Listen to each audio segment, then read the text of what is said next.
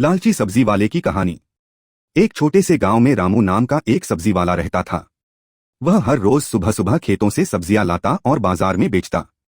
शुरू में वह ईमानदारी से काम करता था, लेकिन जैसे जैसे उसका व्यापार बढ़ा, उसमें लालच आ गया। रामू अब ताजी सब्जियों की जगह अधपकी, सड़ीगली सब्जियां भी मिलाकर बेचने लगा। वह तराजू में भी गड़बड़ी करने लगा। ऊपर से सब्जी ज्यादा दिखती, लेकिन वजन में कम होती। ग्राहक शिकायत करते, पर रामू बड़ी चालाकी से बात घुमा देता और भोले भाले गांव वाले कुछ कह नहीं पाते। धीरे धीरे रामू का लालच बढ़ता गया। उसने पैसे के लिए रिश्तों की भी परवाह करना छोड़ दिया। एक दिन गांव में एक साधु बाबा आए। उन्होंने देखा कि रामू सबको ठग रहा है। उन्होंने रामू से कहा, बेटा, लालच बुरी बला है। यह धन तो तुझे मिलेगा, पर सुख और शांति छिन जाएगी। रामू ने साधु बाबा की बातों को हल्के में लिया और उन्हें यह कहकर टाल दिया, बाबा, आज के जमाने में ऐसे ही पैसा कमाया जाता है। ईमानदारी से तो पेट भी नहीं भरता। बाबा मुस्कुराए और बोले, ठीक है बेटा, जैसा करोगे वैसा भरोगे। कुछ ही दिनों में रामू की दुकान से लोग कटने लगे। एक ग्राहक को सड़ी भिंडी मिली, दूसरे को कीड़े लगी टमाटर।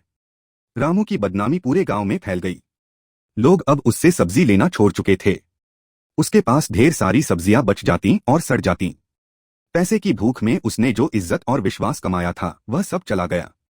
एक दिन रामू बहुत परेशान होकर उसी साधु बाबा के पास पहुंचा और बोला, बाबा, मैंने बहुत गलती की। अब मुझे माफ कर दो, मुझे रास्ता दिखाओ। बाबा बोले, पछतावा अच्छा है, पर सच्चे दिल से करना जरूरी है। अपने कर्म बदलो, लोगों से माफी मांगो और फिर से ईमानदारी से काम करो। रामू ने बाबा की बात मानी। उसने गांव में सबके घर जाकर माफी मांगी और वादा किया कि अब वह सिर्फ ताजी और सही सब्जियां ही बेचेगा।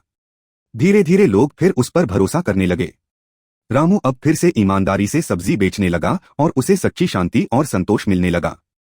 सीख, लालच हमें कुछ समय के लिए फायदा दे सकता है, लेकिन अंत में वही हमारा सबसे बड़ा नुकसान बनता है।